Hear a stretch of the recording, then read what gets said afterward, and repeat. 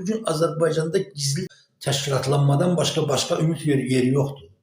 Ona görə ki, Azərbaycan pulu, sərvəti o qədər, bugün İlham Əliyevin əlində o qədər bu qudurur.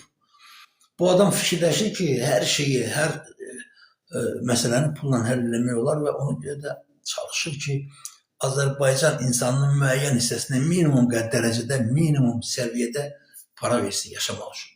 Yəni, acından ölməmək üçün. Qalanını başlı başına bıraxıb, deyir, get, yaxşı yaşayan deyir ki, ayda, 2 ayda bir, 3 ayda bir, deyir, get filan qədər pul gətir.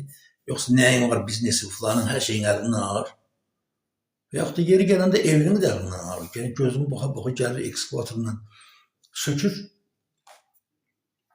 Deyir, get, kimə istəyirsən şikayət elə. Get, kimə istəyirsən yaz. Yəni, bunu o zaman deyirlər ki, həmən o sənin istədiyin o kim? Baxın. Sənin istədiyin o kim dövləti idarə edir və quldurdur bilməmləri. Bilirsiniz?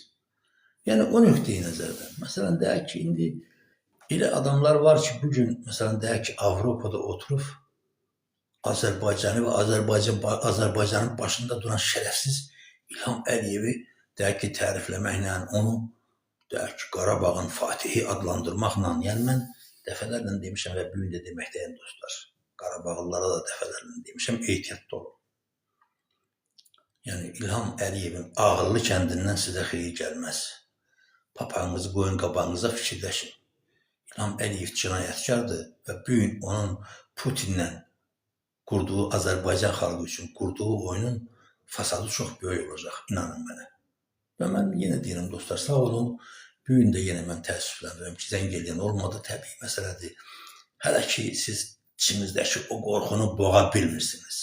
Amma mən inanıram ki, çox yaxın zamanlarda siz yığışacaqsınız bu gənclər qrupunda biz öz məsələlərimizi həll edəcəyik.